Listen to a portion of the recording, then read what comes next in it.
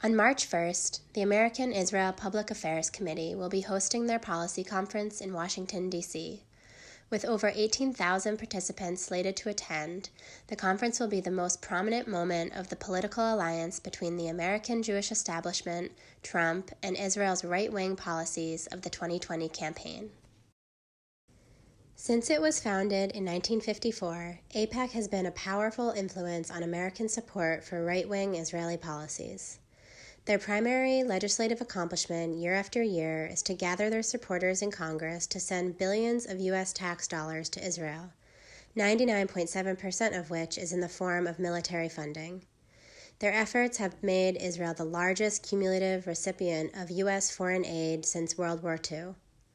In 2019 alone, U.S. military funding to the Israeli government totaled $3.8 billion. The only restriction that is applied to this funding is that 75% of it must be used to purchase U.S. manufactured arms. Over time, the reality of Israel's occupation of the Palestinian people has eroded bipartisan consensus on support for AIPAC.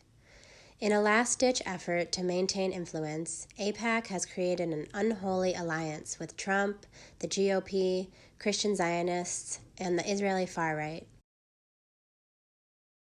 Pastor John Hagee. Pastor John Hagee is the founder of Christians United for Israel, or CUFI. In previous years, he has been chosen as a keynote speaker at AIPAC's policy conference. Hagee is well known for his anti-Semitic remarks, in which he insists that God sent Hitler to Germany to enact the Holocaust and that Jewish persecution throughout history is due to Jewish disobedience of God. Donald Trump. In 2016, in the midst of the Republican primary, AIPAC invited Trump to give a keynote address at their policy conference.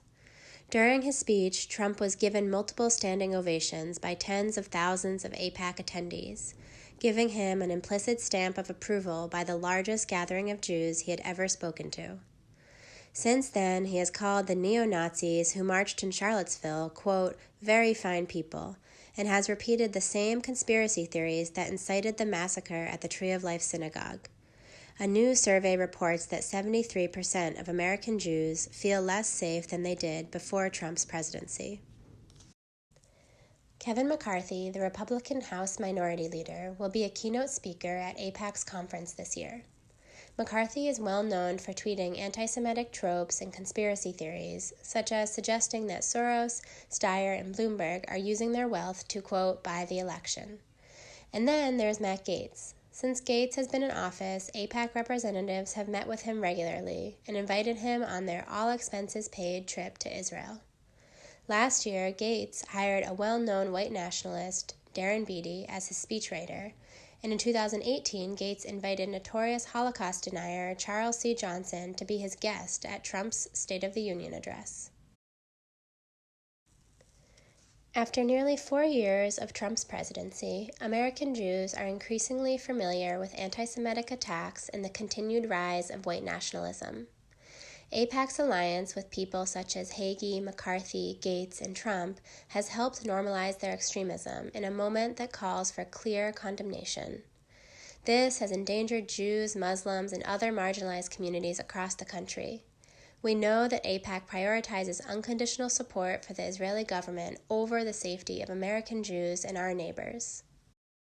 This year, we are finally seeing the end to the bipartisan consensus on unconditional support for Israel, as the overwhelming majority of Democratic presidential candidates have already publicly committed to skip AIPAC.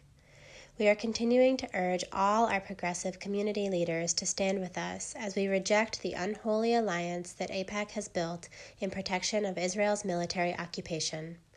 Together, we can stand against the bigotry and the blank check for the occupation while we fight to build a better future for all Palestinians, Israelis, and Americans.